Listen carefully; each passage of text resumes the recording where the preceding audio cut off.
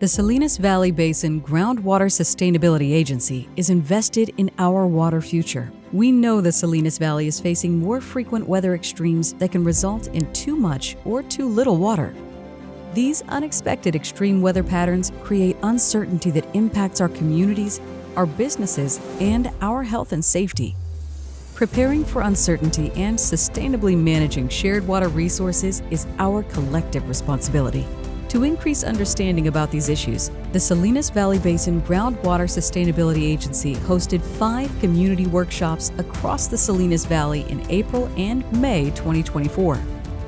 The workshops were opportunities to create dialogue about the future of water availability and protection in the Salinas Valley.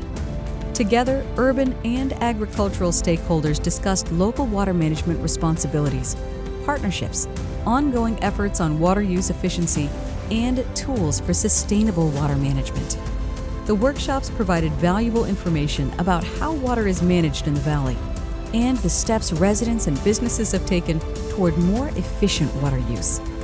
We considered a wide range of options for minimizing water waste, improving efficiencies, and reallocating resources to ensure access to water for the Salinas Valley Basin well into the future.